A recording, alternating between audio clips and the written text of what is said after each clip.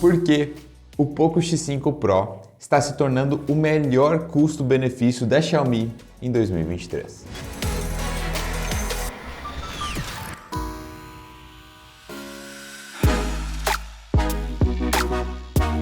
Um dos pontos mais fortes da Xiaomi é o seu hardware e desempenho. E é através dele que muitas pessoas conheceram a marca. Pela ideia de ter um produto assim performático com uma ótima relação custo-benefício. No Poco X5 Pro não é diferente.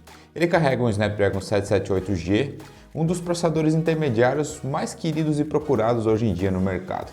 Apresenta também dois modelos, com 6 GB de memória RAM e 128 de armazenamento interno, ou essa versão mais completa que a gente tem em mãos, que tem 8 GB de memória RAM com 256 de armazenamento interno.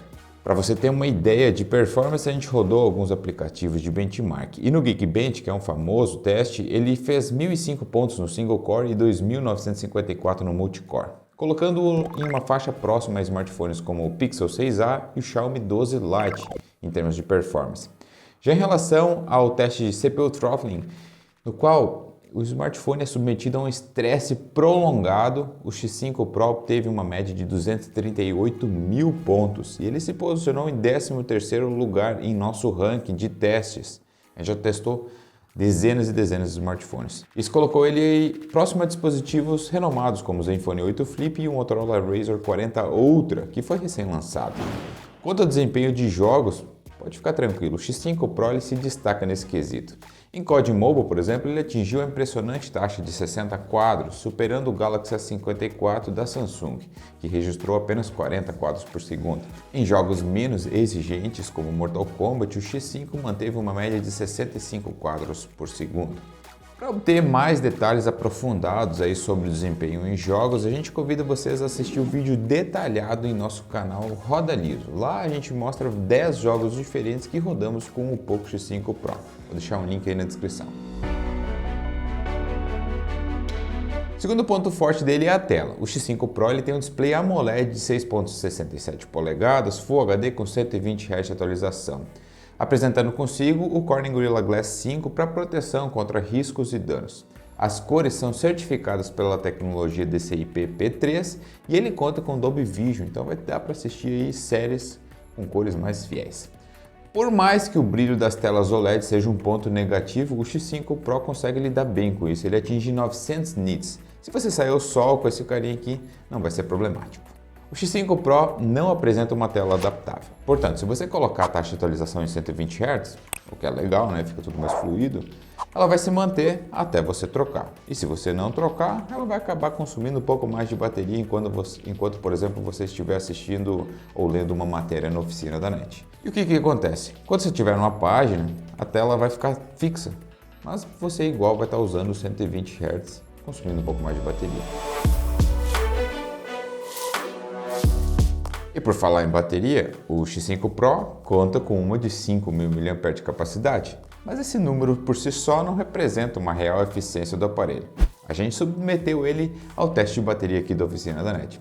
São 7 diferentes cenários distintos, como rolagem pelo Instagram, navegação na internet, reprodução de vídeos no YouTube, filmando com a câmera e muito mais. Tudo isso durante um período de 7 horas e 45 minutos. Um teste bem completo, simulando o que você faria na sua casa em um uso intenso. E depois de todas essas etapas, o X5 Pro terminou com 12% de carga, enquanto seu irmão, o X5, terminou com 27%. No ranking, o X5 Pro atualmente ocupa o 27º lugar.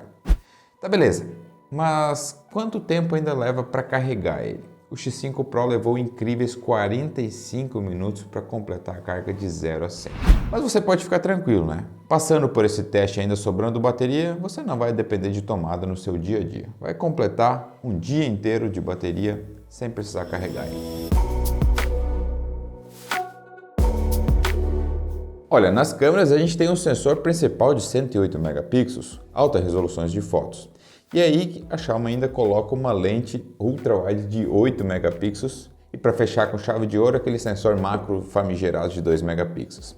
As selfies têm 16 aqui na frente. Tudo bem, eu confesso que essa lente macro não precisava e a ultra-wide poderia ter sido um pouco mais de resolução. Mas como que as fotos se saem? A câmera principal ela consegue entregar os resultados melhores, e era como eu esperava.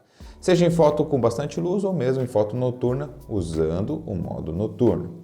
A nitidez está no ponto que eu considero ótimo, as cores estão equilibradas e o balanço de branco também. O HDR é outro ponto forte que eu gostei, mas somente na câmera principal. Falando um pouco da ultra-wide, apesar de manter as cores, algo que dificilmente acontece quando você tem um sensor principal de 108 e outro de 8, geralmente as cores ficam diferentes. E aqui elas estão muito próximas. Agora, quando as selfies entram em ação, aí é que o problema acontece. Você tira uma foto com fundo muito iluminado e para balançar essa exposição, a iluminação fica ruim demais, com ruído e a imagem lavada. Várias fotos selfies se saem com esse mesmo estilo ruim. Os vídeos eles têm uma resolução máxima de 4K com 30 frames na câmera principal. O restante faz vídeos em Full HD, com opção de 60 frames na principal. Os vídeos em 4K são aproveitáveis para diminuir a resolução para Full HD.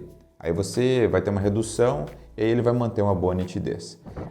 E eu gravei em cima da bike com o vento batendo, o ruído da câmera é terrível. Não há um supressor de ruídos que funcione nesse smartphone. Como eu sempre falo com as câmeras da Xiaomi, a principal geralmente é a que salva em meio a tantos sensores sem serventia. A Xiaomi precisa com urgência resolver as câmeras selfie, que faz fotos ruins em praticamente todos os Xiaomis, sem exceção. A marca Poco, ela adota um design diferente da Xiaomi, especialmente em relação ao seu público-alvo. Esse smartphone aqui tem um visual chamativo com destaque para a cor amarela, no qual, nossa, eu gostei muito, é bonito esse smartphone. Apesar do preço acessível, o X5 Pro possui um design mais premium, com bordas retangulares, semelhante a modelos como o S23 e o iPhone 14.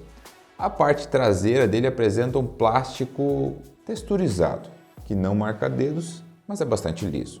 Nos lados a gente já encontra botões e o sensor de impressão digital colorido também, correspondendo à cor da parte traseira.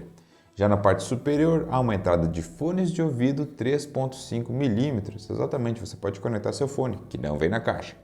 Um grande alto-falante e um emissor infravermelho que a gente utiliza bastante. Só quem tem sabe como é bom utilizar isso. O áudio desse smartphone aqui é estéreo e conta com um Dolby Atmos. Além disso, a gente tem proteção contra respingos e proteção Gorilla Glass, que eu já falei na tela.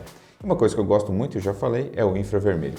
Essa funcionalidade que a Xiaomi emprega nos seus smartphones é muito boa no dia a dia. Para ligar o ar-condicionado, para ligar a TV e muitos outros aparelhos que têm essa funcionalidade. A interface do X5 Pro é a MIUI, na versão 14, rodando o Android 13. Mas ele chegou com o Android 12. Isso significa que possivelmente ele venha atualizar no máximo até o Android 14. A mesma história de sempre no Xiaomi se repete aqui. Muitos aplicativos pré-instalados que não servem para nada.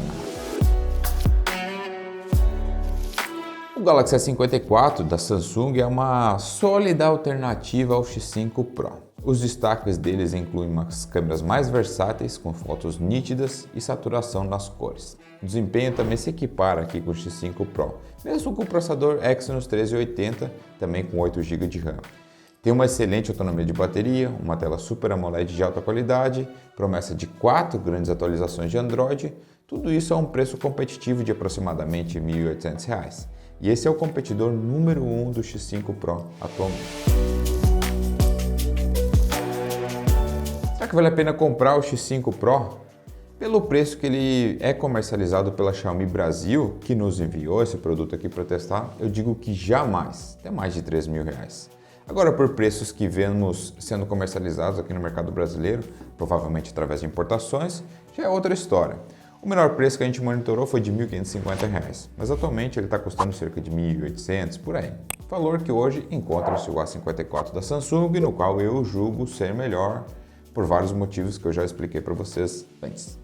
Quanto é um preço justo para pagar pelo Poco X5 Pro? Se você gosta muito da Xiaomi, gosta dos produtos e da interface, o valor de R$ 1.700 não é um mau negócio assim, né? O smartphone é muito bom, exatamente. Ele é bom, eu gostei, mas peca nas fotos, que é algo que é fundamental hoje em dia, principalmente nas selfies. Eu vou deixar para vocês assistirem aqui no card o Poco X5, que é o irmão dele. A gente já analisou também, ele é um pouquinho mais barato e tem algumas coisas a menos. Ficou alguma dúvida ainda com relação ao Poco X5 Pro? Deixe aí nos comentários. Não esqueça daquele like maroto no vídeo também. Vou ficando por aqui, grande abraço, até o próximo.